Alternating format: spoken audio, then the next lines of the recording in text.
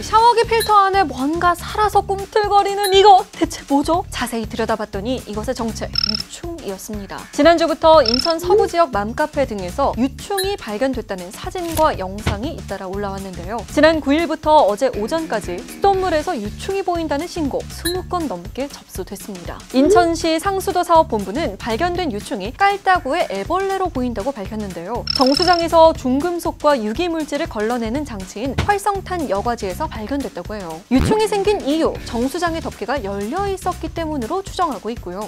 덮개를 다음 오존 작업이 있기 때문에 그때 마무리하는 걸로 되어 있거든요. 그래서 이제 이게 노면이 바깥에가 오픈된 상태에서 들어가지 않았나.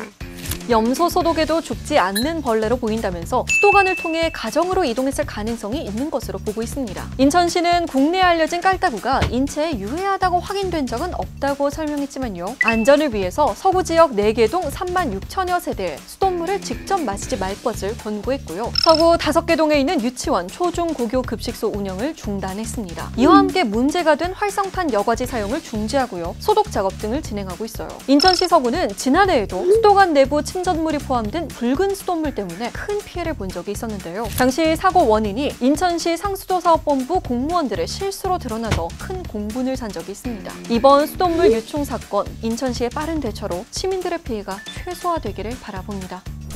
다른 나라에 있는데 항공편이 끊겨서 오도 가도 못하는 상황에 당신의 선택은 자전거를 택한 사람이 있습니다. 스코틀랜드에서 그리스까지 무려 3,500km를요. 그리스 출신 클레온 파파디미트리는 스코틀랜드 에버딘 대학에 재학 중이었는데요. 코로나19 상황에도 수업이 재개될 수도 있다는 생각에 스코틀랜드에 남아 있었죠. 하지만 3월 말 유럽 내 코로나19 확산이 심해져서 결국 집으로 가기로 결정했습니다. 문제는 예매한 항공편 3편 모두 취소된 거예요. 가족과 수천 킬로미터 떨어진 곳에서 격리 생활을 할 처지에 놓인 클레온, 자전거를 타고 집으로 가기로 합니다. 클레온은 자전거 대회에도 나갔었는데요. 자신을 집으로 데려다줄 자전거와 필요한 장비를 구매했고요. 통조림, 땅콩 버터 등 간단한 식량과 침낭, 텐트를 챙겨서 고향으로 출발했습니다. 하루에 56km, 많을 때는 120km를 달렸는데요. 주로 들판과 숲에 텐트를 쳐서 숙박을 해결했고요. 가끔은 지인 찬스도 썼습니다. 영국, 네덜란드, 독일, 오스트리아, 이탈리아를 거쳐서 이렇게 SNS에 자신의 여행 기록을 남겼어요. 그리고 마침내 48일간의 여행 끝에 고향 그리스에 도착했습니다. 클레오는 자전거 여행을 통해 성취감을 느꼈고 자신의 한계, 강점과 약점에 대해 많은 것을 배웠다고 소감을 밝혔는데요. 비록 항공편이 끊겨버린 안타까운 상황이었지만 이를 통해서 값진 경험을 얻은 것 같죠?